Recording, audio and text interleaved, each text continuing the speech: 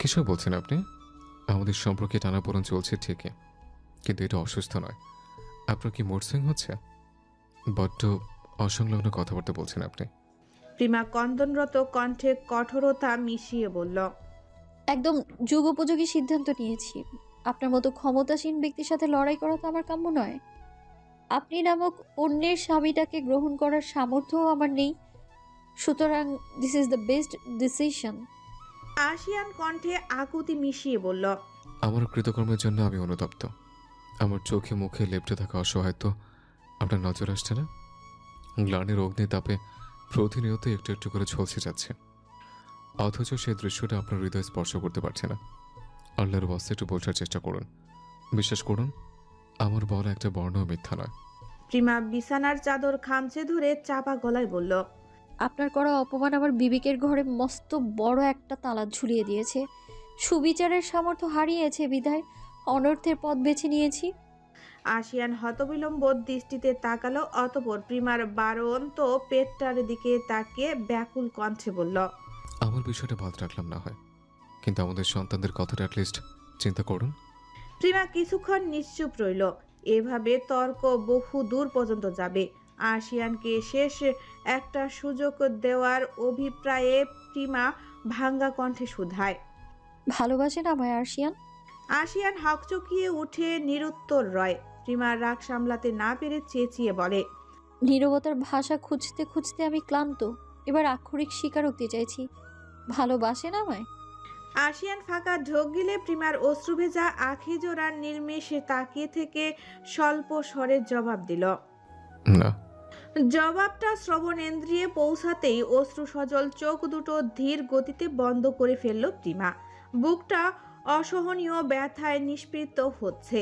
বুকের বাঁ পাশটা ডলে মৃত্যুসম যন্ত্রণাটা কমানোর চেষ্টা করলো, অথচ ব্যথা কমার বদলে তার তীব্রতার তার সুশ্রী মুখশ্রী নিমিষেই নীলাভ বর্ণ ধারণ করলো।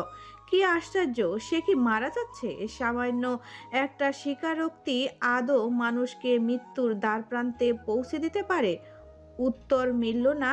স্রেফ ধীর লোলে চোখ দুটো ঘোলাটে হয়ে আসলো প্রিমার।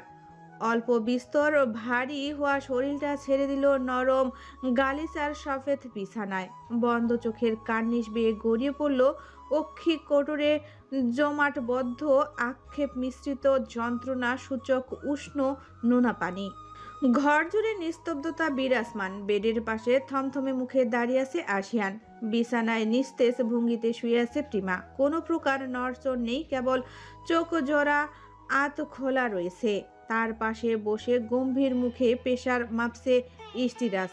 কাজটা শেষ হতেই আশিয়ানের দিকে তাকিয়ে ধীর কণ্ঠে বলল, ব্লাড প্রেশার বেড়েছে। প্রেগন্যান্সির ক্ষেত্রে এটা বেশ ঝুঁকিপূর্ণ। কথাটা শুনে প্রিমা চোখ বুজে ফেলল। লম্বা শ্বাস টেনে নিজেকে শান্ত করার চেষ্টা করলো। আশিয়ান মলিন কণ্ঠে শুধালো, কোন মেডিসিন দেওয়া লাগবে? ইস্তিরাজ দু চোখে মুখবয়ে অবলোকন করে অতঃপর জবাব দিল, না, কিন্তু পেশেন্টের সাথে আমার কিছু গুরুত্বপূর্ণ কথা আছে। আশিয়ান সন্দিহান চোখে চাইলে ইস্তিরাজের চোখের ইশারায় তাকে আশ্বস্ত করল। আশিয়ান বেরিয়ে যাওয়ার সময় বলল, আমি ড্রয়িং রুমে আছি, কিছু লাগলে আওয়াজ দিস। ইস্তিরাজ মাথা নাড়িয়ে সায় জানালো। আশিয়ান বেরিয়ে যেতেই ইস্তিরাজ ভীষণ আদুরে কণ্ঠে প্রিমাকে বলল, রূপাঞ্জল, আমরা কি বারান্দায় বসে কিছুক্ষণ কথা বলতে পারি? খোলা হাওয়ায় হয়তো ভাল লাগবে আপনার। প্রিমা চোখ মেলে চাইল। কথা বলার বিন্দুমাত্র ইচ্ছে নেই তার, কিন্তু এই মুহূর্তে মাইন্ড ড্রাইভার করার ভীষণ জরুরি, তাই সে ধীর কণ্ঠে বলল, ঠিক আছে, কিন্তু আপনি ডাকটা পরিহার করলে সুবিধা হয়। বয়সে আপনি আমার অনেকটা বড়। সম্পর্কের দিক দিয়ে বলতে গেলে আপনি আমার বড় ভাইয়ের মতো। এই জঘন্য আপনি ডাকটা বড্ড বেমানান লাগছে। ইস্তিরাজ অনুসন্ধানী চোখে চেয়ে তার মাইন্ড রিড করার চেষ্টা করলো। প্রতি উত্তরে মুচকি হেসে বলল। প্রিমা একটু বিভ্রান্ত হয়ে তাকালো, অতঃপর কি ভেবে যেন একটা হাত বাড়িয়ে দিল। ইস্তিরাজ যত্নের সাথে তার হাতটা ধরে তাকে ব্যালকনির সোফায় নিয়ে গিয়ে বসালো। আবহাওয়ার পরিবর্তন ঘটেছে। একটু আগেও কাঠফাটা রোদ্দুর ছিল, কিন্তু এখন আকাশে মেঘের রাজত্ব চলছে। বেশ ঠান্ডা বাতাস বইছে। ইস্তিরাজ প্রিমাকে বসিয়ে তার সামনে একটা চেয়ার টেনে বসে বলল, ঘন্টাখানেকের জন্য মনে করুন আমি আপনার psychiatrist, and I am not গন জাজ ইউ ফর এনিথিং। এই যে মস্তিষ্কের ভিতর যেই না বলা কথাগুলো ঘুরপাক খেয়ে আপনাকে বিরক্ত করছে কিংবা হার্ট করছে, সেগুলো নির্দ্বিধায় বলে ফেলুন। আপনার যাবতীয় প্রশ্নের উত্তর আজ আমি আপনাকে দেব। আপনি কি এই আলোচনা পর্বে যেতে চান? প্রিমা স্তব্ধ হয়ে নিষ্পলকভাবে চেয়ে থেকে কিছু একটা ভাবল। বিগত কয়টা মাস যাবৎ নানাবিধ প্রশ্নের সাথে যুদ্ধ করতে করতে বড্ড বেশি অতিষ্ঠ হয়ে পড়েছে বেচারি। বাধ্য হয়ে ইসিরাজের কথা শুনে সম্মতি জানিয়ে বলল। জি। ইসিরাজ প্রিমার পানে দৃষ্টি নিক্ষেপ করে শান্ত কণ্ঠে শুধালো। তাহলে আজকে কি এমন ঘটনা ঘটলো যে আপনি এতটা অসুস্থ হয়ে পড়লেন? কী নিয়ে দ্বন্দ্ব চলছে আপনার মনের মধ্যে? প্রিমা একটা দীর্ঘশ্বাস ফেলে সবটা খুলে বলল, অতঃপর শেষ প্রশ্নের জবাবে আর্দ্র স্বরে বলল। মানুষটার চমৎকার ব্যক্তিত্ব আমায় এক প্রকার বাধ্য করেছিল অতীতের ভয়াবহ তিক্ততা ভুলভ্রান্ত ভালোবাসায় বিশ্বাস করতে। Still I love him badly. কিন্তু ওনার বলা কথাগুলো আমি কিছুতেই ভুলতে পারছি না। ওনার অনুতপ্ততা দেখে এক পর্যায়ে নিজের ভেতরকার সমস্ত দ্বিধা বাদ দিয়ে সম্পর্কটা মন থেকে মেনে নিতে চেয়েছিলাম আমি। কিন্তু আজ ওনার আচরণ আমায় রীতিমতো হতাশ করে দিয়েছে। সামান্য থেমে প্রিমা আবারও বলল। যে সম্পর্কে ভালোবাসা নেই সেটা কেবল গিল্ট, দায়বদ্ধতা কিংবা সন্তানের দোহাই দিয়ে টেনে নিয়ে যাওয়ার মতো সাহসিকতা আমার নেই। ভালোবাসাবিহীন সংসারের মিকি যত্নের চেয়ে একাকিত্ব বেছে নেওয়াটা বোধহয় উত্তম। কিন্তু এই আসামি নামক স্বামীর সাথে দূরত্ব বাড়লেই বুকে যন্ত্রণা, অসহ্য যন্ত্রণা হয়। ইস্তিরাজ খুব সতর্কতার সাথে প্রিমার বলতে থাকা প্রত্যেকটা বাক্য মার্ক করে রাখছিল। সে কথা বলা শেষ করতেই ইস্তিরাজ ধীর কণ্ঠে শুধালো। অতীতের পুরো বিষয়টা মন মস্তিষ্ক থেকে সরিয়ে অতঃপর সুযোগ দেওয়ার সিদ্ধান্ত নিয়েছিলেন নাকি? শানের অনুতপ্ততা দেখেই আকস্মিক এই সিদ্ধান্তে উপনীত হয়েছেন? প্রিমা কপালে ভাঁজ পড়ল, কিছুক্ষণ ভেবে বলল। বিগত 2 মাস যাবৎ আমি ওনাকে অবজার্ভ করছিলাম। আমার বারংবার মনে হয়েছে যে উনি এক্সট্রিম লেভেলের অনুতপ্ত। প্রায়শই দেখতাম রাতের বেলা আমার হাত জড়িয়ে ধরে কান্না করতেন, অস্ফুট স্বরে সরি বলতেন। কতদিন তো আমার পা ধরেও সরি বলেছেন, তবে এসব কিছু আমি ঘুমিয়ে পড়লে করতেন। কেন জানি মনে হতো যে উনি কোনোভাবেই নিজের অনুভূতি প্রকাশ্যে আনতে চাইছেন না। অতীত আমি একদমই ভুলতে পারিনি, কিন্তু ওনার অবস্থা দেখলে ভেতরটা কেঁপে উঠতো আমার। একবার মনে হয় এসব শুধু সন্তানের জন্যই হয়তো করছেন, আবার মনে হয় সবকিছু কেবল গিল্ট থেকে করছেন। পরক্ষণেই মনে হতো হয়তো এতদিনে একটু হলেও ভালোবাসা জন্মেছে, এই জন্যই আজ ওনাকে জিজ্ঞেস করেছিলাম। কিন্তু উনি ইস্তিরাজ পুরো বিষয়টা এক ঝটকায় বুঝে গেল। বুক ভরে শ্বাস টেনে স্মিত হেসে প্রিমাকে বলল। আর শানের প্রসঙ্গে পরে আসছি। প্রথমত আপনার বিষয়ে কিছু কথা বলা যাক। শানের অনুতপ্ততা আপনাকে যেমন সংসারের মনোনিবেশ করতে বাধ্য করেছে, পরক্ষণে ঠিক তেমনই অতীত আপনাকে মারাত্মকভাবে প্রশ্নবিদ্ধ করেছে। আপনি রীতিমতো এই দুইটা বিষয়ের মাঝে অসহায়ভাবে ফেঁসে আছেন। সারা জীবন আত্মসম্মান বজায় রেখে কঠোর সিদ্ধান্ত নেওয়া আপনিটা শানের প্রতি শক্ত হতে পারছে না বলেই মাঝে মধ্যে নিজের প্রতি রাগ হয় আপনার। সব মিলিয়ে এক প্রকার অতিষ্ঠ হয়ে আপনি সিদ্ধান্ত নিয়েছিলেন, যদি শান ভালোবাসার প্রতিশ্রুতি দেয় তাহলে সম্পর্কটা আর একটা সুযোগ দেবেন। যদি শান নাকচ করে তবে তার সন্তানদের দায়িত্ব তাকে বুঝিয়ে দিয়ে একাকিত্বকে নিজের জীবনসঙ্গী হিসেবে বেছে নেবেন। আমি যদি খুব ভুল না হই তাহলে বাচ্চাদের প্রতিও আপনি ভীষণ বিরক্ত। সহজ ভাষায় বলে আপনি তাদের একদমই চান না। ভুল কিছু বললাম? প্রিমা রীতিমতো কেঁপে উঠল। ভয় মিশ্রিত চোখে তাকালো ইস্তিরাজের দিকে। তার বলা শেষাক্ত কথাটা একদম সত্য, কিন্তু শুনতে বড্ড বিদঘুটে লাগলো। প্রিমা ইতিউতি চেয়ে কাপা স্বরে বলল। বিশ্বাস করুন, আমি ওদের ভালোবাসতে চাই, কিন্তু যখনই মনে পড়ে সেদিনকার অপমানের কথা আমি রীতিমতো অন্যরকম ঘুরে চলে যাই। আমার পাগল পাগল লাগে তখন।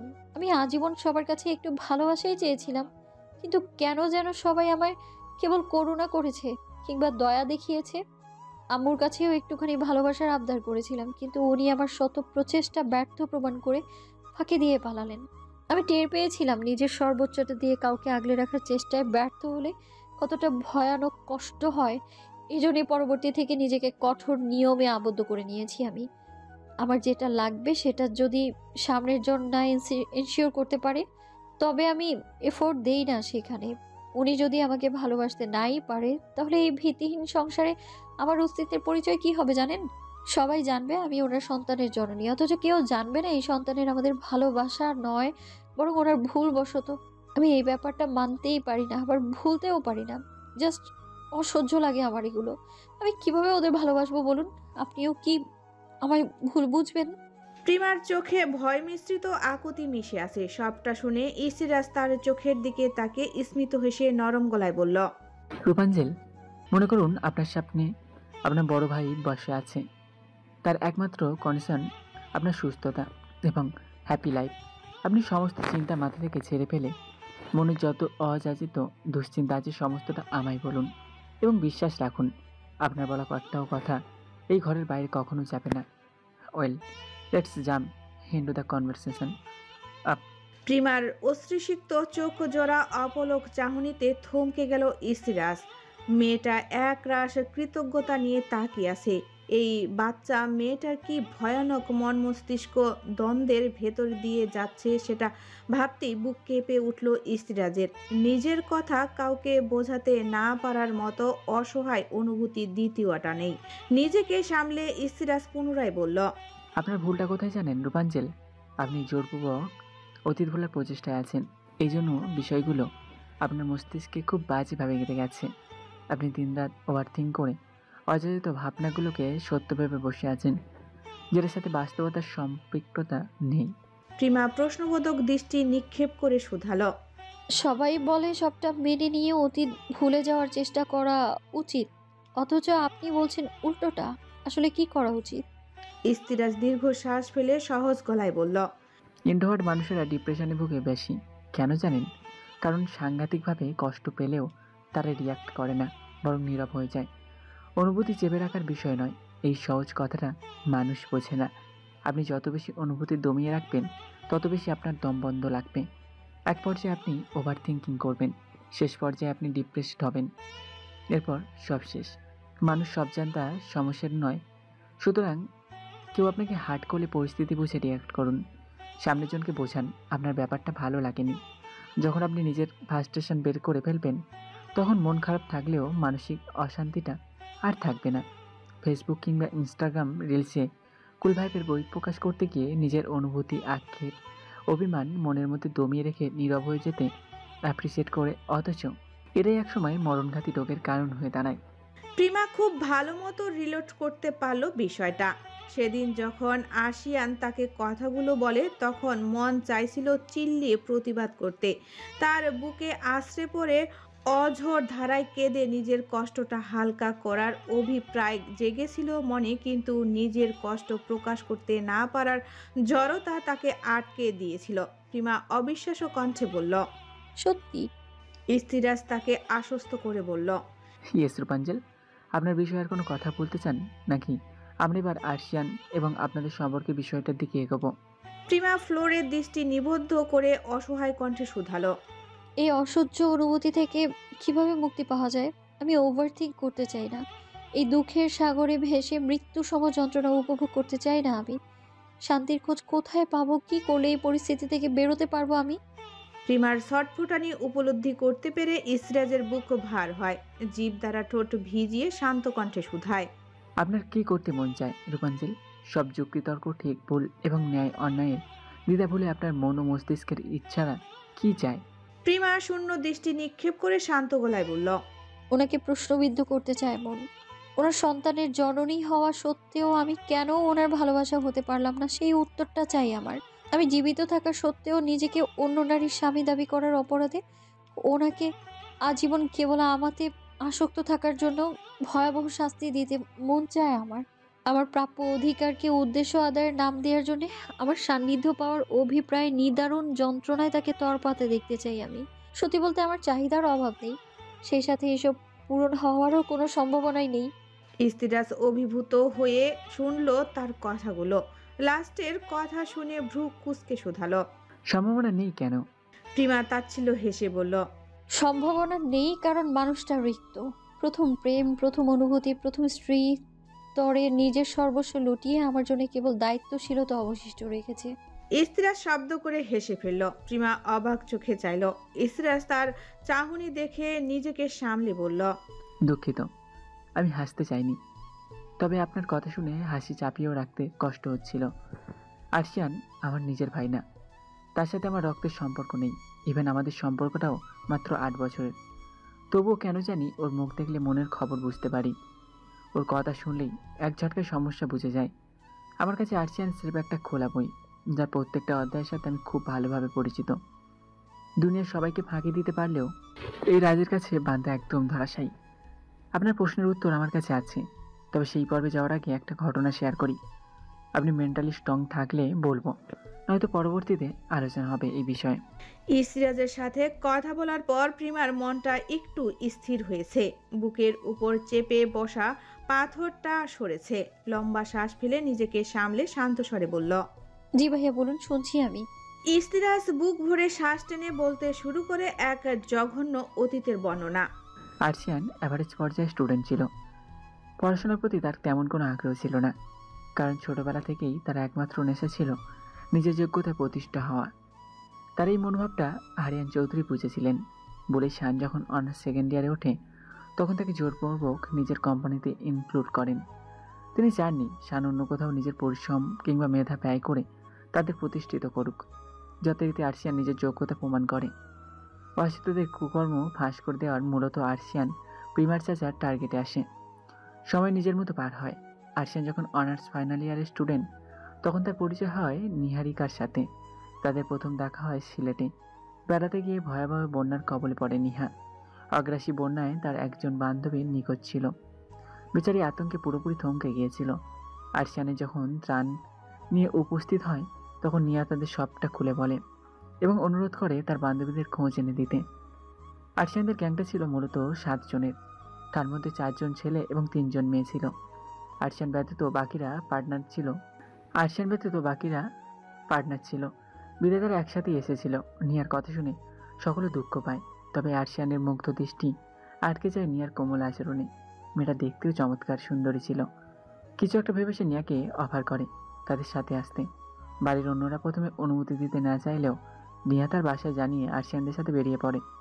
ঘণ্টা 7 ধরে খুঁজেও কোনো হদিশ না পেয়ে নিয়া ভেঙে পড়ে। কিন্তু এরপর আসলে কারো কিছু করার ছিল না। ত্রাণ দেওয়া শেষ হতেই তারা ঢাকার উদ্দেশ্যে রওনা দেয়। বাধ্য হয়ে নিয়াও তাদের সাথে আসে। নিয়ার মন ভালো করার জন্য মেয়েরা তার সাথে কথা বলার চেষ্টা করছিল।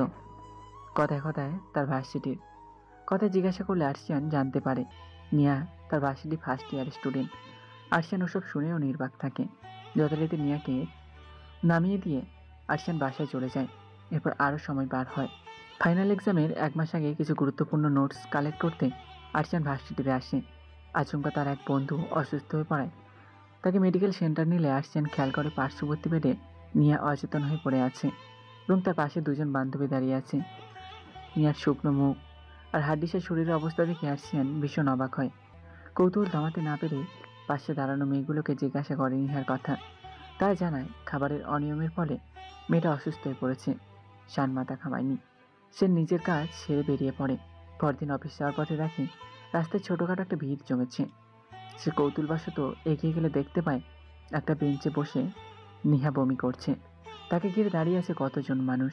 দায়িত্ববোধ এড়াতে না পেরে সামনে এগিয়ে গিয়ে আরশিয়ান তাকে রেস্কিউ করে এবং গাড়িতে বসে জানতে চায় তার এই অবস্থা কেন।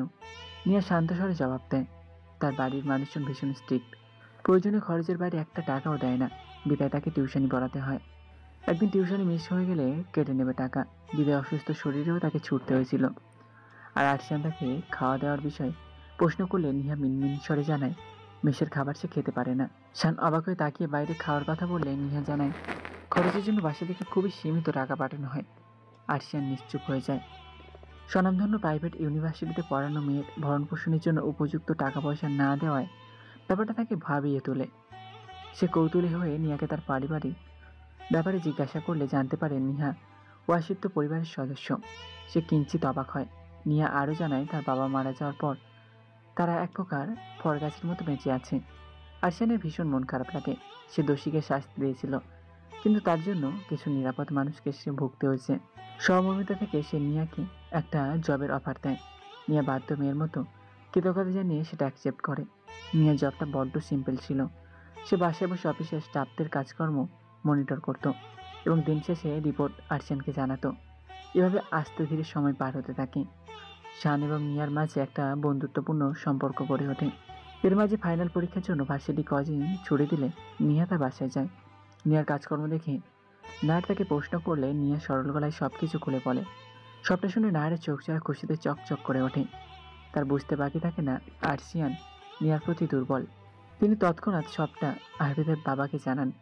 তারা একটা মিটিং বসিয়ে নিয়াকে বোঝায় আরশিয়ান তার বাবার খুনি। নিহার মাঝে প্রতিশোধ পরায়ণের সত্তা জেগে ওঠে এবং সে তাদের কথা মতো আরশিয়ানের থেকে প্রতিশোধ নেওয়ার ফোন দিয়ে আটে। খুব অল্প সময়ের মাঝে নিয়া নিজের দুঃখ শুনিয়ে তার মনে জায়গা করে নেয়। নিয়া মূলত তার মায়ের আনন্দ ধরে বড় হয়েছে। নাহারের নিয়াকে কোনো মাথা ব্যথাই ছিল না। নিয়া তার কাছে কেবল একটা উটকো ঝামেলা ছিল, যার পেছনে টাকা গুনতে সে নাড়াচ্ছিল। নাহারের অবজ্ঞা নিয়াকে বাধ্য করে টাকার বিনিময়ে নিজের সসম্ভ্র বিলাতে। এসব কিছুই আরশিয়ান জানতো না। উল্টে তাকে বলা হয়েছে নিয়া তার বাবার পাওনাদের কাছে অ্যাবিউজ হয়েছে। এগুলো শুনে আরশিয়ান রীতিমতো অপরাধপ্রতি জর্জরিত হয়। সবটা বিবেচনা করে সে নিয়াকে নিজের জীবনের সাথে জড়ানোর সিদ্ধান্ত নেয়। শান কেবল ভিকটিম, নিয়ার দুঃখের জীবনে সুখের কারণ হতে চেয়েছিল। অন্যদিকে নিয়া শানের এই সরলতার সুযোগ নিয়ে অফিসের বিভিন্ন তথ্য বাইরে পাচার করে বিশ্বস্ত এমপ্লয়ীদের নাম খারাপ করত। আরশিয়ানের বিজনেস যখন আপস অ্যান্ড ডাউন চলছে, তখন নিয়া উপস্থিত হয় নতুন দুঃসংবাদ নিয়ে। মূলত হাজার চেষ্টা করেও আরশিয়ানদের বিজনেস কাঙ্ক্ষিত ঝামেলা বাঁধাতে পারছিল না। তাই সবাই মিলে প্ল্যান করে নিয়া শানকে বিয়ে করবে। অতঃপর কানাডা মাফিক সমস্ত সম্পত্তি নিজের নামে করে আরশিয়ানের নামে বিরাট এক অপবাদ দিয়ে সরে আসবে। নিয়া কেঁদে কুটে জানায় তার বাসা থেকে বিয়ে ঠিক করা হয়েছে। সে শানের কথা জানালে তাকে মারধর করে বাসা থেকে বের করে দেওয়া হয়েছে। আরশিয়ান হতভম্ব হয়ে যায়। কী করবে বুঝতে না পেরে নিয়ার কথায় ফাঁদে পা দিয়ে সেদিনই কাজী অফিসে বিয়ে সেরে ফেলে। নিয়াকে নিয়ে বাসায় গেলে সবাই রীতিমতো হতভম্ব হয়ে যায়। বিয়েটা মোটামুটি সবাই মেনে নিলেও আফিয়া চৌধুরী এবং আরিয়ান চৌধুরী মন থেকে মানতে পারেননি। আরশিয়ান নিজের দায়িত্বে তার বাবা মাকে বোঝায়, বাসায় সবাইকে কনভিন্স করে, নিয়াকে রীতিমতো মাথায় তুলে ধরে রাখে। এক মুহূর্তের জন্য নিয়া নিজেই অবাক হয়ে যায়। আরশিয়ান যেদিন পুরোপুরি নিয়ার কাছে নিজেকে সঁপে দেয়, সেদিন তার বাবার বিষয়ে পুরোটা খুলে বলে। নিয়া বুঝতে পারে তার মা তাকে কেবল নিজের জেদ পূরণের জন্য ব্যবহার করছে। আরশিয়ানের ব্যবহার এবং পরিবারের সকলের আমির আচরণ নিহার মনে দাগ কেটে যায়। তার দিন কাটছিল স্বপ্নের মতো, কিন্তু বিয়ের 1 মাসের মাথায় তার প্রাক্তন তাকে বিরক্ত করতে শুরু করে। নিয়ে হাজার কান্নাকাটি করেও মাপ পায় না, উল্টে তার সাথে অন্তরঙ্গ হতে বাধ্য হয়। এরপর নিহা এত বেশি গ্লানিবোধে ভুগছিল, সে আরশিয়ানের সান্নিধ্যে আসাটা সহজভাবে মেনে নিতে পারে নয়। নিয়ার অবস্থা বুঝে আরশিয়ান তাকে কখনোই ফোর্স করেনি, উল্টে বাসার জন্য তার মন খারাপ ভেবে নিহার পরিবারের সাথে কথা বলার প্রস্তাব রাখে। নিয়ার সঙ্গে সঙ্গে সেটা নাকচ করে দেয়। সময় পেরোতে থাকে, কিন্তু নিয়াকে কোনো পদক্ষেপ নিতে না দেখে নাহার তাকে এমার্জেন্সি বাসায় ডাকে। নিয়া প্রথমে রাজি না হলেও এক পর্যায়ে রাজি হয়। প্রসঙ্গটা আরশিয়ানকে জানালে সে বিরক্ত করে না। সকালবেলা উঠে রেডি হওয়ার সময় আচমকা নিয়া অসুস্থ হয়ে পড়ে। সান্দিয়া নিয়া প্রেগনেন্সি টেস্ট করাতেই জানতে পারে সে প্রেগনেন্ট। আরশিয়ান খুশিতে আত্মহারা হয়ে যায়। অন্যদিকে নিয়া ঘাবড়ে যায়। আরশিয়ানকে বিষয়টা কাউকে জানাতে নিষেধ করে, তার মায়ের সাথে বোঝাপড়া করে, এরপর সবাইকে জানাবে বলে সিদ্ধান্ত নেয়। আরশিয়ান একটু নাকচ হলেও মেনে নেয়। এরপর নিহা গেলেও আর ফিরে আসেনি, কাউকে জানানো হয়নি সেই সুখবর। আরশিয়ান ব্যাপারটা মানতে পারেনি। নিহা তার জীবনে আসা প্রথম নারী ছিল, নিজের সমস্তটা বিলিয়ে দিয়েছিল সে এক নারীর পদচারণায়। সমস্তটা দিয়ে ভালোবেসেছিল নিহা নামক কলঙ্কিত নারীকে। তার ভালোবাসার তীব্রতা নিয়াকেও বাধ্য করেছিল খারাপ পথ থেকে ফিরে আসতে, কিন্তু শেষ অবধি সবটা এলোমেলো হয়ে যায়। এই ধাক্কাটা মানতে পারেনি আরশিয়ান। গম্ভীর ছেলেটা নিজের অনুভূতি প্রকাশ করতে পারেনি। ফ্যালফ্যাল করে নিহার নিথর মুখটার দিকে তাকিয়েছিল, একটা শব্দ উচ্চারণ করেনি। এতটাই থমকে গিয়েছিল যে তার মুখ থেকে শব্দই বেরোয়নি। নিয়ার যখন দাফন করা হয়, তখন আইসিসিউর কাঁচ ঘেরা ঘরটায় অন্তিম শ্বাস টানছিল আরশিয়ান। ডক্টররা আশা ছেড়ে দিয়েছিলেন, কিন্তু শেষ পর্যন্ত উপরওয়ালা আফি চৌধুরী কোলে তার সন্তানকে ফিরিয়ে দেন। আরশিয়ান সুস্থ হওয়ার পরও চরম অসুস্থতায় ডুবে যায়। বাধ্য হয়ে তাকে বাইরে পাঠিয়ে দেন আরিয়ান চৌধুরী। বাবা মায়ের অসহায় স্বর আরশিয়ানকে বাধ্য করে দেশ ছাড়তে। বাইরে গিয়ে তার ট্রিটমেন্ট শুরু হয়। ভ্রমণের জন্য জীবন থেকে আস্তে ধীরে বেরিয়ে আসে আরশিয়ান। নিয়া তাকে ঠকালেও শানের ভালোবাসায় একটুও কাজ ছিল না। শুদ্ধ পুরুষের ভালোবাসায় নিখুঁত, এবং তা কেবল সৌভাগ্যবতী নারীর কপালেই চটে। নারী অসুন্দর হোক কিংবা ছলনাময়ী, সে যদি ভাগ্যবতী হয় তবে দুনিয়া জীবনের সমস্ত সুখ তার পদচরণে থাকে। অতীতের বর্ণনা দিয়ে থামলো ইসিরাজ। প্রিমার দিকে তাকাতেই দেখলো তার চোখ জোড়া লজ্জা মিশ্রিত ঘৃণা ফুটে উঠেছে। ইসিরাজ ধীর স্বরে ডাকলো, লিটল অ্যাঞ্জেল। প্রিমা চোখ তুলে তাকাতেই তার অশ্রু সজল আঁখি হতে বেহেয়া অশ্রুরা গড়িয়ে পড়ল। অন্যদিকে চোখ ফিরিয়ে ঠোঁট কামড়ে কান্না আটকানোর বৃথার চেষ্টা করলো। ইসরাজ তা দেখে হতাশ কণ্ঠে বলল, কান্না আটকে রাখতে নেই রূপাঞ্জেল। ব্যাস এই এক কথায় প্রিমা শব্দ করে ফুপিয়ে উঠল। প্রিমার খারাপ লাগা বুঝতে পেরে ইসরাজ তাকে একটু সময় দিল সামলে যেতে। কিছুক্ষণ পর ইসরাজ শান্ত আবার বলল, আপনাকে অতীত বলার কারণটা কি জানেন? প্রিমা নির্বাক দৃষ্টি নিক্ষেপ করে শুধালো। কি? ইসরাজ আলতো হেসে বলল, আরশিয়ান আপনাকে কেন ভালোবাসে না, বা বাসলেও কেন স্বীকার করছে না, সেটা বোঝাতে পুরনো কাসুন্দি ঘাঁটতে হয়েছে। জাস্ট ইমাজিন, একটা চমৎকার বুঝতার ছেলে তার ভালোবাসার মানুষকে হারিয়ে প্রথমত মেন্টালি আনস্টেবল হলো, অতঃপর তার স্ত্রীকে নিঃস্বার্থভাবে ভালোবেসে 8 বছর একাকিত্ব এবং পুরনো স্মৃতি আঁকড়ে বেঁচে রইল। একদিন সুস্থ সবল এবং প্রাপ্তবয়স্ক পুরুষের জন্য নারী সঙ্গবিহীন থাকা এতটাও সহজ নয়।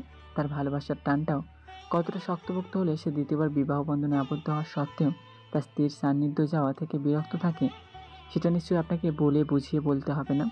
এবার আপনি বলুন, সেই অভাগা পুরুষ যখন জানতে পারে তার প্রথম স্ত্রী একজন ছলনাময় ছিল এবং তার জীবন এসেছিল কেবল তাকে ধ্বংস করতে, তখন তার অনুভূতি কেমন হবে? যে পুরুষটা শর্তবিহীন একজন কলঙ্কিত নারীকে নিজের জীবনে ঠাঁই দেওয়ার পর জানতে পারে সেই নারী স্ত্রী হওয়া সত্ত্বেও অন্য পুরুষের সান্নিধ্যে গেছে এবং তার সন্তান গর্ভ ধারণ করেছে, তখন তার ভালোবাসা নামক শব্দে আদৌ বিশ্বাস থাকবে? এতক্ষণ দুঃখের সাগরে ভাসলো, এবার প্রিমার অকেজো মস্তিষ্ক একটু সচল হয়। ইসরাজের কথাগুলো ধরতে পেরে তার বুকটা কেঁপে ওঠে। সে হড়বড়িয়ে প্রশ্ন করে, আপনি বলতে চাইছেন আরশিয়ান আমায় ভালোবাসে, কিন্তু স্বীকার করতে এবং মানতেই ওনার যত বাধা?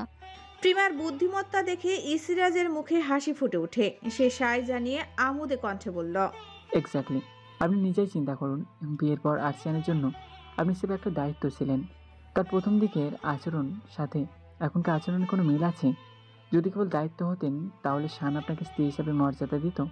যদি কেবল দায়িত্বই হতেন তাহলে আপনাকে নিজের কাছে রাখার জন্য আরশিয়ান টেম্পারেট হতো। আপনি দাবি করতেই পারেন আরশিয়ান এসব তার বাচ্চার জন্য করেছে, কিন্তু আপনি কি জানেন শুধুমাত্র আপনাকে পাওয়ার জন্য আরশিয়ান মিস জানার সামনে হাত জোর করে আপনাকে চেয়ে এনেছে স্রেফ দায়িত্বের জন্য? পুরুষ মানুষ কখনো মাথা ঝোঁকায় না রূপাঞ্জল। তার আচরণ বিশ্লেষণ করলে বুঝতে পারবেন আপনার বিরুদ্ধে পুরুষ আপনার ভালোবাসায় রীতিমতো তলিয়ে গেছে। শুধু স্বীকারোক্তি দিতেই তার আচরণের ভয়, প্রকাশের যত্ন নিতেও তার মধ্যে ইনসিকিউরিটি কাজ করবে, যেটা একদমই নর্মাল। আপনি যেমন ট্রমার মধ্যে দিয়ে যাচ্ছেন, আপনার হাজব্যান্ডও তেমন নিজের কৃতকর্মের জন্য সাফার করছে। প্রিমা কনফিউজড হয়ে জিজ্ঞেস করল, সবটা বিশ্লেষণ করে শেষ পর্যন্ত ব্যাপারটা হলো এই যে মিস্টার আরশিয়ান ইশফার চৌধুরীর মনে আমার জন্য হিউজ ফিলিংস আছে, তবে ওনার প্রকাশ করতে ভয় হয়। আমি যে সংসারটা ছাড়ার সিদ্ধান্ত নিয়েছিলাম সেটা তাহলে পরিবর্তন করা উচিত? প্রিমার বাচ্চামিতে ইস্তিরাজ হাসলো। নারী মন বুঝা বড় দায়। এই কিছুক্ষণ আগের আলাপে একবার প্রিমা কেঁদেছে, একবার বিষণ্ণতায় ডুবেছে, কখনো তেজ দেখিয়েছে, আবার কখনো অভিমান প্রকাশ করেছে। সবশেষে এখন উচ্ছ্বাসিত হয়ে তাকে উদ্ভট প্রশ্ন করছে। ইস্তিরাজ গলা খাকারি দিয়ে সহজ গলায় বলল, আমি কখনোই আপনাকে আত্মসম্মানের সাথে আপোষ করতে বলবো না। আপনার যদি মনে হয় অতীতের কারণে বিচ্ছেদের সিদ্ধান্ত নেওয়া উচিত, তাহলেও আমি আপনাকে সাপোর্ট করব। আবার আপনার যদি মনে হয় আরশিয়ানকে আরেকটা সুযোগ দিয়ে পুরো বিষয়টা আরও ভালোভাবে পরীক্ষা নিরীক্ষা করে অতঃপর সিদ্ধান্ত নেওয়া উচিত, তাহলেও আমাকে পাশে পাবেন। সর্বোপরি আমি চাই আপনি হঠকারিতা নয়, বরং মেন্টালি স্ট্রং হয়ে নিজের ভালোর জন্য যেটা বেস্ট হয় সেটাই সিদ্ধান্তে উপনীত হন। সামান্য থেমে ইস্তিরাজ আবার বলল, আপনার মাঝে একটা ভ্রান্ত ধারণা আছে যেটা আমার ক্লিয়ার করা উচিত। ওয়েট, কিছু শোনাই আপনাকে। কথাটা বলেই ইস্তিরাজ একটা অডিও রেকর্ডার প্লে করে, যেখানে সেদিনকার গাড়ির কনভারসেশন শোনা যায়। আরশিয়ান অপকটে তার দোষ স্বীকার করে এবং বলে সে প্রিমাকে জেনে বুঝেই কাছে টেনেছে, কিন্তু পরবর্তীতে আরভিদের কথার ফাঁদে পা দিয়ে প্রিমাকে ভুল বুঝে অপবাদ দিয়েছে। প্রিমার মনে হলো তার মস্তিষ্ক থেকে বিশাল একটা চিন্তার পাহাড় নামলো। ইস্তিরাজের রেকর্ডিং অফ করে বলল, মানুষ একা বাঁচতে পারে না। একাকিত্বের যন্ত্রণা কতটা ভয়ানক এটা আপনাকে বুঝিয়ে বলার কিছু নেই। দিন শেষে প্রত্যেকটা মানুষের একজন ব্যক্তিগত মানুষের প্রয়োজন হয়। আপনার যদি মনে হয় আপনি শান এবং আপনার বাচ্চাদের ছেড়ে ভালো থাকবেন, তাহলে বিচ্ছেদের সিদ্ধান্তটা একদম উপযুক্ত। আবার আপনার যদি মনে হয় আরশিয়ানের সান্নিধ্য এবং বাচ্চাদের ছাড়া দূরে থাকলে আপনার আত্মসম্মান বজায় থাকলেও মানসিক শান্তি জানালার ফাঁক দিয়ে পালাবে, তাহলে এই সংসারে থেকে যাওয়াটা আপনার উত্তম সিদ্ধান্ত। সুযোগ দেওয়া মানে আত্মসম্মানের সাথে আপোষ করা নয়, এবং সম্মানের অক্ষুণ্ণ রেখে সামনের জনকে নিজের ভুল শুধরে নিতে বাধ্য করা। আমি শুধু পসিবিলিটি বললাম, বাকিটা আপনার সিদ্ধান্ত। মানুষটা কতটা বুদ্ধিমান হলে এতটা চমৎকারভাবে সব কিছু বিশ্লেষণ করতে পারে সেটা জানা নেই প্রিমার। শুধু এতটুকু অনুধাবন করলো আশিয়ান ভীষণ লাকি। এরকম বন্ধু কপাল গুণে পাওয়া যায়। ইসিরাজের দিকে তাকিয়ে প্রিমা স্বল্প স্বরে বলল, আপনাকে ধন্যবাদ জানিয়ে ছোট করব না, কেবল মোনাজাতে বসে খাস দিলে দোয়া করব উপরওয়ালা যেন আপনার সমস্ত নেক ইচ্ছা পূরণ করে। মস্তিষ্ক চলমান জটিলতাগুলোর পাকাপোক্ত সমাধান হয়েছে এবং আমি আমার সিদ্ধান্ত নিয়ে ফেলেছি। বহুদিন পর প্রিমার মুখে সেই পুরনো আত্মবিশ্বাস দেখা মিলেছে। একদিক দিয়ে ইসিরাজ খুশি হলো, কিন্তু পরক্ষণে উৎসুক হয়ে শুধালো। আমি কি জানতে পারি? প্রিমা স্মিত হেসে বলল, আপনার প্রাণপ্রিয় বন্ধু এতদিন দায়িত্ব পালন করেছে, বউ হিসেবে আমারও তো কিছু দায়িত্ব আছে, তাই না? বুড়ো বয়সে আর কয়টা বিয়ে করবে? বিয়ের লাড্ডু যখন খেয়েছি তখন হজম তো করতেই হবে। তবে এবার আপনার বন্ধুকেও বোঝাবো বউকে ভালোবাসি না বলার side effect. Depression is not a যোগ বিষয়টা আবারও প্রমাণিত হলো। একটু আগেই প্রিমার অবস্থা ছিল ডু অর ডাই।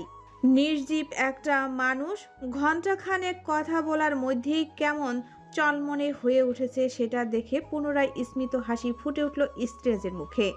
ইসরাজ দুষ্টুমি কণ্ঠে বলল, বেশি জ্বালারে কিন্তু আমি বন্ধুকে নিয়ে ট্যুরে উড়াল দেব। প্রিমা মুখ ভেঙিয়ে বলল, হাত দুইটা, কিন্তু আসছে 3টা ছানা। দুজনকে গছিয়ে দিয়ে আমি ঘুমের দেশে লং ট্যুর দেব। ইসিরাজ শব্দ করে হেসে ফেলল। আচমকা তার ফোনটা বেজে উঠল।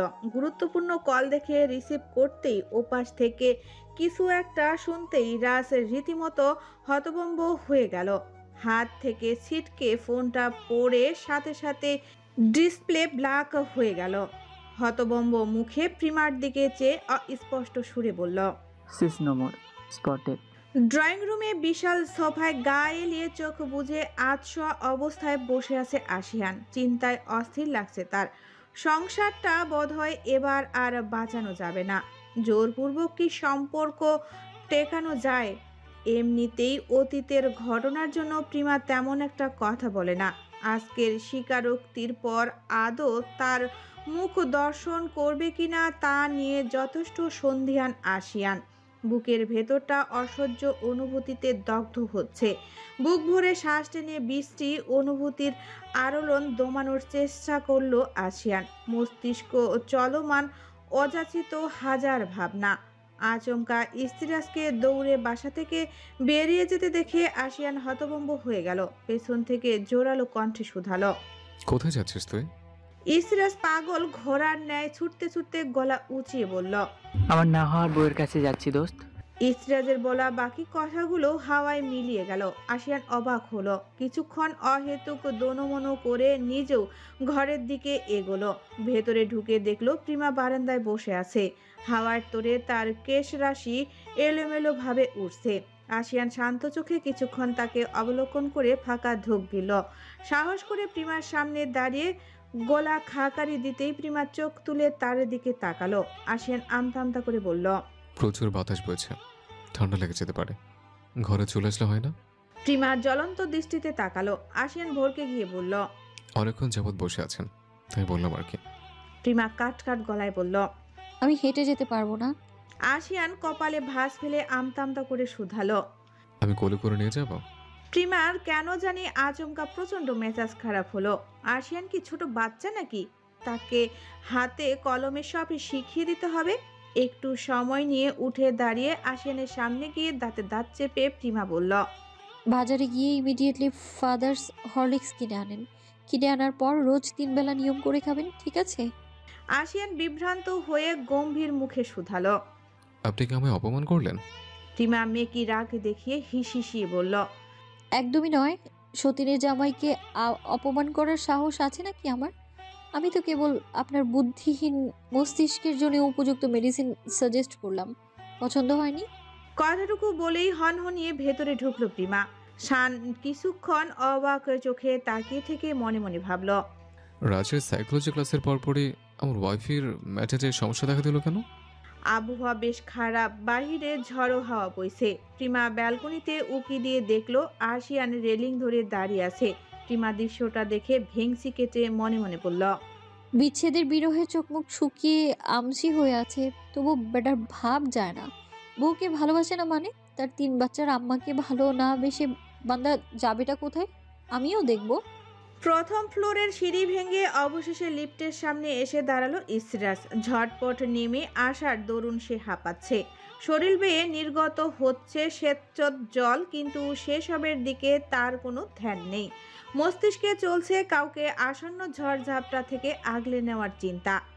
অধৈর্য হয়ে লিফটের বাটন প্রেস করতেই তা কয়েক সেকেন্ড বাদে কাঙ্ক্ষিত ফ্লোরে এসে থামে। লিফটের দরজা খুলতেই ইসরাজ থমকে যায়।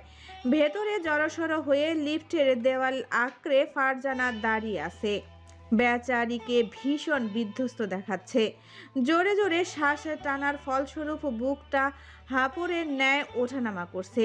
অতিরিক্ত কান্নার কারণে মেয়েটার চোখের পাপড়িগুলো ভিজে লেপ্টে আছে।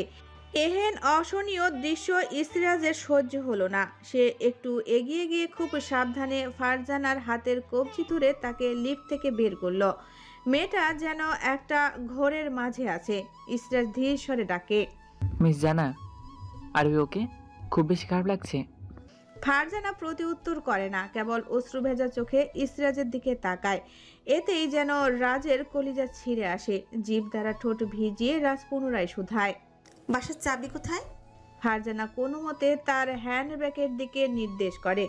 ইসরাজ দেরি না করে চট জলদি ব্যাগটা হাতে চাবি খুঁজে অতপর ঘরের দরজা খুলে। ফারজানা অতপর দেওয়ালে হেলান দিয়ে দাঁড়িয়ে থাকে। তার শরীরে একটুকু শক্তি অবশিষ্ট নেই, রীতিমতো টলছে সে। দরজা খুলতেই ফারজানাকে নিয়ে ভেতরে প্রবেশ করে ইসরাজ। ভেতরে ঢুকে কয়েক পা এগিয়ে গিয়ে ড্রয়িং রুমের সোফাতেই ফারজানা ধপ করে বসে পড়ল। শীর্ণ শরীরটা আটকে তীর তীর করে কাঁপছে। ইসরাজ মেন ডোরটা সম্পূর্ণ খোলা রাখলো। সে চায় না হুঁশে ফেরার পর ফারজানা একটু অস্বস্তি বোধ করুক। ফারজানার দিকে তাকাতেই ইসরাজ দেখলো বেচারি থরথর করে কাঁপছে। একটা দীর্ঘশ্বাস ফেলে ইসরাজ স্লান কণ্ঠে শুধালো, মেডিসিন কোথায় আছে আপনার? ফারজানা ফ্যাঁস ফ্যাঁস করে কোনো মতে বলল, বেডসাইড বক্সের লাস্ট ড্রয়ারে। ইসরাজ দ্রুত পায়ে ভেতরে ঢুকে মেডিসিন এনে ফারজানাকে খাইয়ে দিল। মেডিসিন খাওয়ানোর পর একটুখানি সময় দিল ধাতস্থ হতে, অতপর ধীর কণ্ঠে শুধালো, কঠোর হয়েও নমনীয় হয়ে গেলেন। ফারজানা ক্লান্ত স্বরে বলল, ব্যাপারটা কঠোর কিংবা নমনীয়তার নয়। ইসরাজ শান্ত কণ্ঠে শুধালো, তাহলে? ফারজানা একটু থেমে অতপর বলল, রুহের হাই কতটা ভয়ঙ্কর হয় সেটার চাক্ষুষ প্রমাণ আমাকে থমকে দিয়েছিল। রিভেঞ্জ অফ নেচার কাউকে চুল পরিমাণ ছাড় দেয় না, সেটার উৎকৃষ্ট প্রমাণ দেখে আমি জাস্ট খেয়ে হারিয়ে ফেলেছিলাম। ফারজানার শরীরটা খারাপ থাকায় হাফ টাইম অফিস করে দুপুরে সিক লিভ নিয়েছিল। অফিস থেকে তার বাসার দূরত্ব মাত্র 20 মিনিট। সে সচরাচর হেঁটে যাতায়াত করে। আজকেও পায়ে হেঁটে মোটামুটি 5 মিনিটের রাস্তা অতিক্রম করার পর অতিরিক্ত যানজট দেখে তার ভ্রু কুঁচকে আসে। সাধারণত সেই রাস্তাটায় কখনোই জ্যাম বাঁধে না। আজকে এমন হওয়ায় সে কিঞ্চিত অবাক হয়। উপরন্তু কজন মানুষের উদ্ভট কথা বলতে শুনে শেষমেশ বুঝতে পারে সামনে বড় ধরনের অ্যাক্সিডেন্ট হয়েছে এবং ভিকটিম কোনো এক নেতার বউ। তবে দুঃখের বিষয় হলো সেই ভদ্রমহিলা এবং তার 3 বছরের সন্তান স্টেপ মারা গিয়েছে।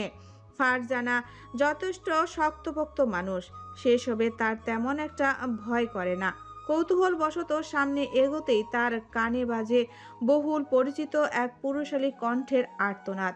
ফারজানার দুরু দুরু বুকে সামনে তাকাতেই থমকে যায়। সেই কাঙ্ক্ষিত নেতা আর কেউই নয়, বরং তার প্রাক্তন তুর্জয় শাকিল চৌধুরী। ফারজানার বুক কেঁপে ওঠে রীতিমতো। উদ্ভ্রান্ত তুর্যর কোলের মধ্যে তার ছোট্ট শিশুর রক্তে মাখা নিথর দেহটা নিয়ে আহাজারি করছে। তার সম্মুখে রয়েছে চাদরে ঢাকা একটা মেয়ের লাশ। ফারজানার বুঝতে পারে এটা আর কেউই নয় বরং তুর্যের স্ত্রী, যার জন্য বছর কয়েক আগে তাকে ছুঁড়ে ফেলেছিল তুর্জয়। পুরনো বিষয়টা মনের মণিকোঠায় দাবিয়ে রাখা এক কঠিন বাস্তবতার কথা স্মরণে আসে ফারজানার। প্রায় সঙ্গে সঙ্গে তার শ্বাস আটকে আসে। আশপাশের জাহান্নামের মতো মনে হয়। সে এলোমেলো ভঙ্গিতে পা ফেলে দ্রুত বাড়ির পথ ধরে। ফারজানার কথা শুনে ইস্তিরাজ পুনরায় শুধায়, এখনও তুর্যায় যন্ত্রণার আপনার হৃদয় ব্যথিত হয়? ফারজানা তাচ্ছিল্য হেসে বলল, একদমই নয়। ইস্তিরাজ এবার কৌতূহলী গলায় শুধালো। তাহলে এই প্যানিকাটাকে রিজন কি? ফারজানার কয়েকটা ফাঁকা ঢোক গিলে শান্ত কণ্ঠে বলে, সবকিছু হারিয়ে আমি যতটা আহাজারি করেছি, দুর্জয় আজ তার থেকেও বেশি হাহাকার বুকে চেপে আর্তনাদ করছে। নিশ্চয় আমিটা যে যন্ত্রণা উপভোগ করেছি, নিয়তি তাকে সেই একই কষ্ট বিস্তার পরিসরে উপভোগ করতে বাধ্য করছে। দিন শেষে আমি সুখী থাকলেও ও প্রকৃতি তার আজন্মকালে সুখ কেড়ে নিয়েছে। এতটুকু বলে সামান্য থেমে ফারজানা আবারও বলল, তুর্যের অবস্থা থেকে বিভৎস অতীত মস্তিষ্কে কড়া নেড়েছিল। বহুদিন পর দম বন্ধকর পরিস্থিতিগুলো স্মরণে আসার ফলস্বরূপ অসুস্থতার আগমন ঘটেছে। ব্যক্তি হিসেবে আমি দুর্বল নই, আমি একজন আত্মমর্যাদাবান নারী। আমাকে বিচলিত করতে পারার সক্ষমতা কোনো কাপুরুষে নেই।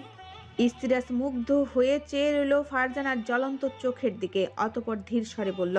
প্রমাণ করতে পারবেন? ফারজানা ভ্রু কুঁচকে বলল, প্রমাণ করে কি আছে? যেটা সত্যি সেটাই বলছে। আপনার মতো হয়তো ফ্লেক্স নিই না আমি। ইস্তিরাজ স্মিত হেসে বলল, তাহলে প্রমাণ করে দেখান। আপনি যদি আমার দেওয়া শর্ত পূরণ করতে পারেন তাহলে মেনে নিব আপনার বক্তব্য। ফারজানার রাগ হয়, বোকামি করে বলে, ঠিক আছে, যথাযোগ্য শর্ত হলে অবশ্যই মানব। ইস্তিরাজ তার চোখের দিকে তাকিয়ে বলে, মাগরিবের পর তুর্জয়ের মহরম, স্ত্রী এবং সন্তানের জানাজা। আপনি যদি এই সিচুয়েশন তুর্জয়কে ফেস করাতে পারেন তাহলে আমি মেনে নিব যে আপনি তাকে ভুলে নিজেকে আত্মমর্যাদাবান নারী হিসেবে প্রতিষ্ঠিত করতে পেরেছেন। ইস্তিরাজের কথায় ফারজানা হকচকিয়ে যায়, চমকে উঠে বলে, কি বলছেন এসব? আমি কিভাবে ওখানে যাব? ইস্তিরাজ হামি তুলি বলল, তুর্জয় হারামজাদাটা ভুলবশত আমার চাচাতো ভাই হয়ে জন্মেছে। ওদের সাথে তেমন একটা সম্পর্ক না থাকলেও আজকে যেতেই হবে। আমি নামক গ্রিন কার্ড আপনার সাথে থাকলে এন্ট্রি পাস পাওয়া কোনো ব্যাপার না। ইস্তিরাজের কথা ফারজানা শুনলো কিনা কে জানে, তবে শর্তের কথা শুনে তার মাথা ভন ভন করছে। ফারজানা কোনোভাবেই চায় না তুর্জয়কে ফেস করতে। ব্রিটিশনায় গা গুলিয়ে উঠে তার কথা স্মরণে আসলে ফারজানা তেতো মুখে বলল, আমি যাব না। ইস্তিরাজ ভাবশীলীন কণ্ঠে বলল। ঠিক আছে। ফারজানা কিছুক্ষণ পর উসখুস করে শুধালো, আপনি কি আমার ব্যক্তিত্বহীন ভাবছেন? ইস্তিরাজ সহজ গলায় বলল, সেটাই কি স্বাভাবিক নয়? তুর্জয় দুঃখ সহ্য করতে পারবেন না বলেই তো যাচ্ছেন না। মনে মনে এখনও তার জন্য অপেক্ষা করেন নাকি? ফারজানা রেগে মেগে অধৈর্য গলায় বলল, কিসব ফালতু কথা বলছেন? একজন বিবাহিত পুরুষের জন্য আমি কেন অপেক্ষা করতে যাব? দুর্জয় আমার সাথে যা করেছে তারপরও ওর জন্য দুঃখ পাওয়ার মতন মহান দরদি মানুষ আমি নই। ইস্তিরাজ স্বাভাবিক কণ্ঠে বলল। তাহলে ওখানে যেতে সমস্যা কোথায়? ফারজানা খানিকক্ষণ থেমে অস্বাভাবিক রকমের শান্ত গলায় বলল, কিছু না বলা অপ্রিয় অতীত সামনে চলে আসবে, যেটা বহু বছর যাবৎ বুকের গহীনে অতি কষ্টে দাফন করে রেখেছে। সবটা সামনে আসলে নতুন করে কলঙ্কিত হবে আমার সত্তা। একটা ভুলের মাসুল আর কত দিব? ইস্তিরাজ শান্ত কণ্ঠে বলল, আরেকটাবার কলঙ্কিত হয়ে যান না হয়। আমার মন বলছে মিস জানা, এরপর উপরওয়ালা সুখের আব্রুতে আপনাকে এমনভাবে মুড়িয়ে দেবে যে আপনি দুঃখের সংজ্ঞা ভুলে যাবেন। ফারজানার চোখ তুলে তাকে শীতল কণ্ঠে শুধালো, অতীতের স্মৃতির কি হবে? ইস্তিরাজ হালকা হেসে বলল, স্মৃতি? সে তো সচল মস্তিষ্কে নীরব ঘাতক এবং ক্ষতবিক্ষত হৃদয়ের স্বৈরাচারী শাসক। আমৃত্যু ওটার থেকে নিস্তার পাওয়া দুষ্কর। ফারজানা নিশ্চুপ শুনে কথা বাড়াতে ইচ্ছা করছে না। ইস্তিরাজ উঠে বিদায় নিতে চাইলে ফারজানা বলে, আমি যেতে চাই, নিয়ে যাবেন আমাকে? ইস্তিরাজ মনে মনে হাসে। এটাই তো চাইছিল সে। ফারজানাকে জোর করার মূল উদ্দেশ্য হলো তাকে সুস্থ করে তোলা। প্যানিক অ্যাটাক একটা ভয়ানক রোগ। যতক্ষণ না একজন ব্যক্তি তার ট্রমা কাটিয়ে উঠে ততক্ষণে তার লাগাতার প্যানিক অ্যাটাক হতেই থাকে। এই অ্যাটাক হার্টের জন্য অত্যন্ত ক্ষতিকর। ফারজানা যখন গুলিবদ্ধ হয়, হাসপাতালে ভর্তি হয়, তখন ইসরাজ চুপসি সারে একজন সাইকিয়াট্রিস্টের সাথে ফারজানার পরিচয় করিয়ে দেন। ব্যাপারটা গোপন হওয়ায় মেডিসিন কিংবা কার্যকারী থেরাপি দেওয়া সম্ভব হয়নি, তবে ডক্টর তার সমস্যা চিহ্নিত করতে পেরেছিল এবং ইসরাজকে বলেছিল তাকে এক্সপোজার থেরাপি দিতে। এক্সপোজার থেরাপি মানে হলো ভিকটিমকে তার অতীত কিংবা ট্রমার সাথে পরিচয় করানো। তখন সম্ভব না হলেও এবার যখন সুযোগ মিলেছে তখন ইসরাজ পিছু হাঁটবে না। ভাবনা থেকে বেরিয়ে সে ফারজানার দিকে তাকিয়ে গম্ভীর স্বরে বলল, যাওয়া যাক তাহলে।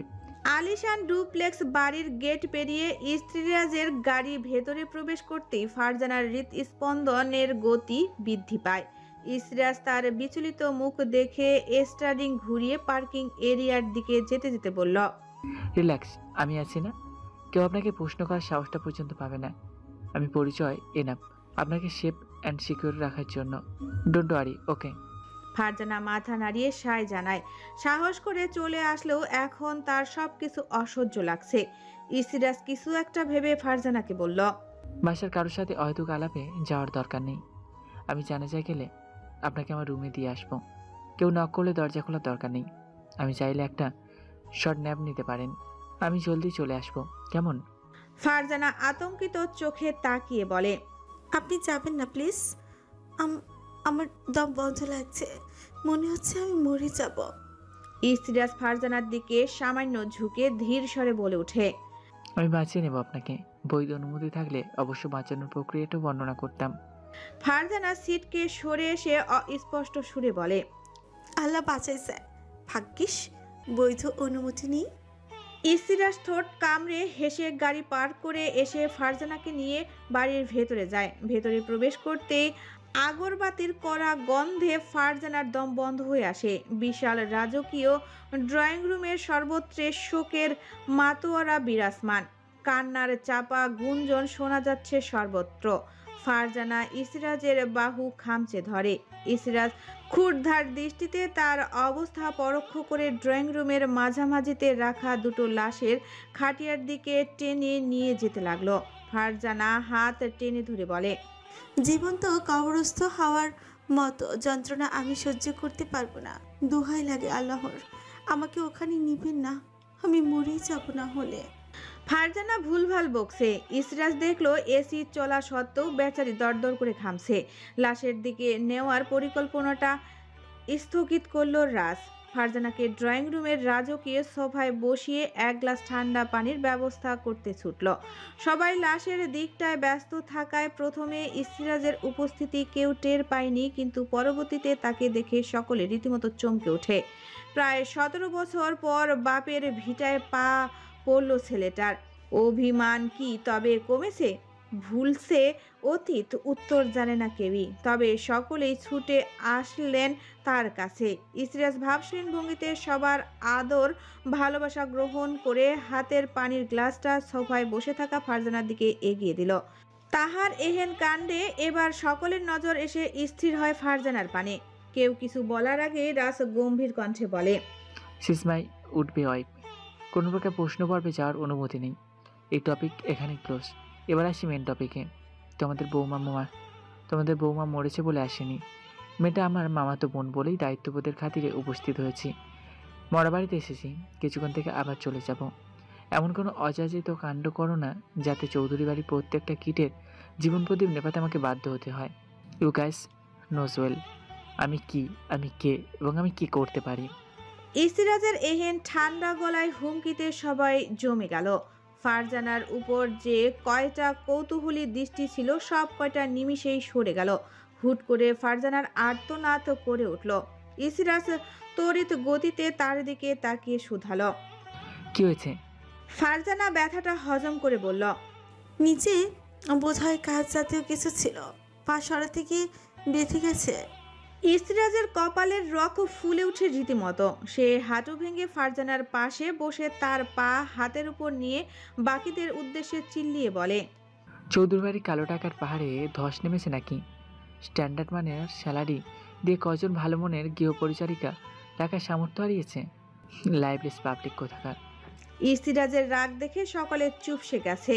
লাশের দিকটায় যারা আছে তারা এখনো এদিকের খবর জানে না বলেই বাড়িতে চাপা গুঞ্জন বিরাজমান। যদি জানতো তাহলে কারো মুখ থেকে একটা শব্দ নির্গত হতো কিনা সন্দেহ। ইসরাজের বড় ফুপু দ্রুত ফার্স্ট এড কিট এনে দেয়। ইসরাজ কাচের টুকরো সরিয়ে ভালো মতো ব্যান্ডেজ করে দেয়। সবাই কাছুমাছু ভঙ্গিতে দাঁড়িয়ে আছে। ইসরাজ তাতেও বিরক্ত হয়। রাম ধমক দিয়ে বলে, সার্কাস চলছে এখানে? দাওয়া দিয়ে রেখে নিছি আপনাদের। লাশ ওদিকে আছে, চোখে থাকেন না? অন্য সুখে নজর দিতে পই পই করে চলে আসছেন কেন? ইসরাজের অসংলগ্ন আচরণে মেজাজ খুইয়ে বসে ফারজানা। পারিবারিক বিষয় বলে কিছুই বলতে পারছিল না সে, তবে এবার বাধ্য হয়ে বলে, কি শুরু করেছেন আপনি? এখানে আসার আগেই ম্যানার্স গুলিয়ে খেয়ে ফেলেছেন। সবাই বিস্মিত চোখে তাকায় ফারজানার দিকে। তার অবস্থা কি হবে সেটা ভাবতেই শিউরে উঠল সবাই। তবে তাদের অবাক করে দিয়ে ভীষণ নমনীয় স্বরে ইসরাজ বলে উঠল, আই এম সো সরি, আর হবে না। আপনাকে রুমে দিয়ে আসি। সকলে ফাটা চোখে তাকালো রীতিমতো। ফারজানার ওসবে তোয়াক্কা না করে এক পলক ড্রয়িং রুমের উপর পাশে থাকা লাশের খাটিয়া দুটোর দিকে তাকিয়ে আস্তে ধীরে উপরে উঠে যায়। ফারজানাকে রেখে ইসরাজ বেরিয়ে পড়ল জানাজার উদ্দেশ্যে। ইসরাজের ঘরের ব্যালকনিটা চমৎকার। অভ্যন্তরে কোনো সাজসজ্জা না থাকলেও বাহিরের দৃশ্যটা খুব সুন্দর।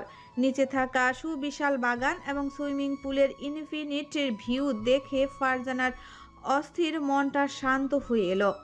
তাকে রুমে বসিয়ে দেওয়ার পর কেউই আসেনি।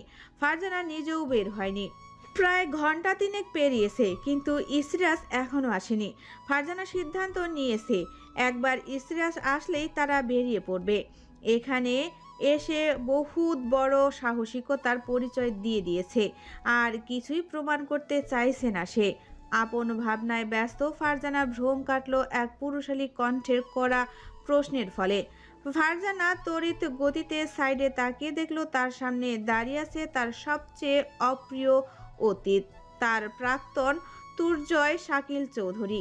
ছেলেটার একটুকু পরিবর্তন ঘটেনি, আগের মতোই শক্তপোক্ত বলিষ্ঠ দেহ, গমগমে পুরুষালী স্বর এবং একই ঘন সন্নি বিশিষ্ট চোখের আকর্ষণীয় পাপড়ি রয়েছে। তবে পার্থক্যটা অন্য জায়গায়। আগে এসব কিছু ফারজানাকে মুগ্ধ করত, আর আজ কেবল অন্তঃপটে বিতৃষ্ণা সৃষ্টি করছে। আলো আধারির মাঝে ডুবে থাকা বারান্দার রাস্তায় জ্বলতে থাকা সোডিয়াম লাইটের আলোয় হালকা আলোকিত। সেই নরম আলোয় ফারজানা স্পষ্ট দেখলো একজোড়া নিষ্প্রাণ রক্তিম চোখ ও অসহায় হয়ে তার দিকে চেয়ে আছে। ফারজানাকে নিশ্চুপ দেখে তুর্জয় পুনরায় শুধায়, প্রচণ্ড ঘৃণা করো আমায়, তাই না? পাপ যেহেতু করেছি সেহেতু ঘৃণাটা আমার প্রাপ্য। কিন্তু এত ভয়ঙ্কর অভিশাপ কেন দিয়েছিলে আমায়? অন্যায় তো আমি করেছিলাম, শাস্তিটা আমার সন্তান কেন পেল ফারজানা? ফারজানা বিমুঠ হয়ে শুনল তার কথা। মস্তিষ্ক খানিকক্ষণ সময় নিল পুরো বিষয়টা প্রেস করতে, অতঃপর বলল, ঘৃণা অত্যন্ত সম্মানিত একটা অনুভূতি, যেটা আপনার মতো প্রতারক ডিজার্ভ করে না। আমি আপনাকে অভিশাপ দিইনি, বরং ক্ষমা করে দিয়েছিলাম। আপনার প্রতি এতটাই বিষাক্ত বিতৃষ্ণা জন্মেছিল যে আমি চাইনি দ্বিতীয়বার ক্ষমার উছিলায় আপনি আমার সম্মুখে আসেন। আপনার স্ত্রী সন্তানের মৃত্যুটা ভবিতব্য ছিল, এক্ষেত্রে আমার কোনো ভূমিকাই ছিল না। অহেতুক দোষারোপ করার চেষ্টা ভুলও করবে না।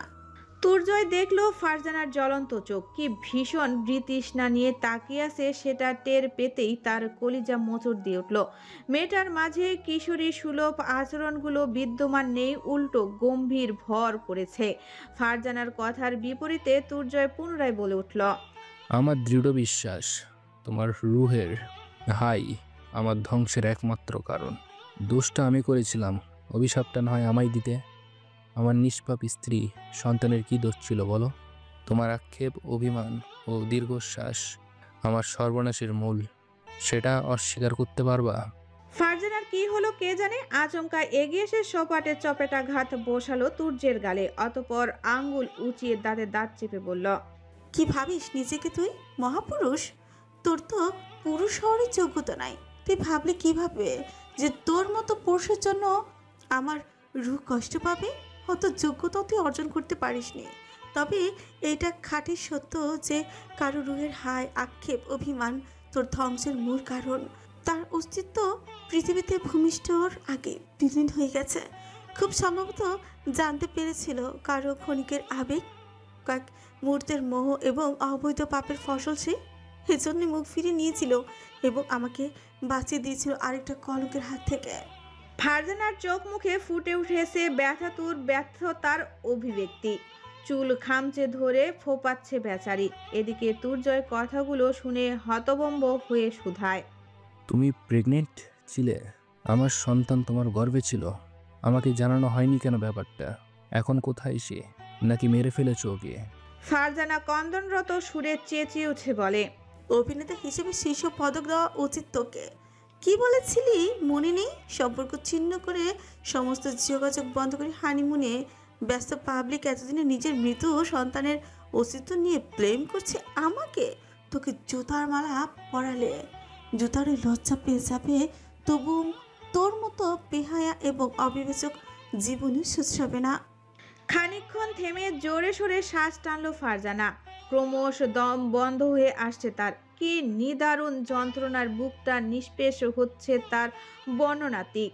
তুর্জয়কে বিমূঢ় হয়ে চেয়ে থাকতে দেখে ফারজানা পুনরায় ফ্যাসফ্যাস কণ্ঠে বলল, রুহের হাই সংগঠিত সর্বনাশের কথা বলেছিলি না? মজার ব্যাপার কি জানিস, আমি তোকে ছেড়ে দিলেও তোর নিজের অস্তিত্ব তোকে রেহাই দেয়নি। তুই যেমন তার অস্তিত্বের খোঁজ রাখিসনি, সেও তেমন তোর সুখের অস্তিত্ব অক্ষুণ্ণ রাখেনি। তার আক্ষেপ তোকে আজীবন পোড়াবে, তার অভিমান তোকে আজীবন কাঁদাবে। লোক ঠকিয়ে নিজে সুখে থাকতে চেয়েছিলি না? তার বদ্ধহা তোর শান্তি পর্যন্ত ছিনিয়ে নিয়েছে। তুর্জয় যেন পাথর বনে গেছে। ফারজানার অবস্থা তখন বেগতিক। শরীরের ভারসাম্য বজায় রাখতে না পেরে দেওয়ালে হেলান দিয়ে দাঁড়ায় সে। তুর্জয় সেসব তোয়াক্কা না করে পুনরায় শুধায়, আমার সন্তানকে কোথায় কবরস্থ করা হয়েছে? তুর্জয়ের প্রশ্নে আচমকা ফারজানা হো হো করে শব্দ করে হেসে দেয়, অতপর বুক চাপড়ে আর্তনাদ করে বলে, তোর মতো সুখী ব্যক্তি আমি হতে পারিনি। 3 বছরের সন্তানকে বুকে আগলে আদর করে অতপর বিদায় জানানোর পর তুই আক্ষেপ ছাড়ছিস, অথচ মাত্র 5 সপ্তাহ জুনের আদরে থাকা সন্তানকে হারিয়েও আমাকে কান্না গিলে ফেলতে হয়েছিল। নয়তো সমাজ জেনেছে তো এক অবৈধ ফসলের গল্প। তুই কবরে খোঁজ করিস, আমি তো তার অবয়ব দেখিনি, শুধু দেখেছি চাপা রক্তের দলা।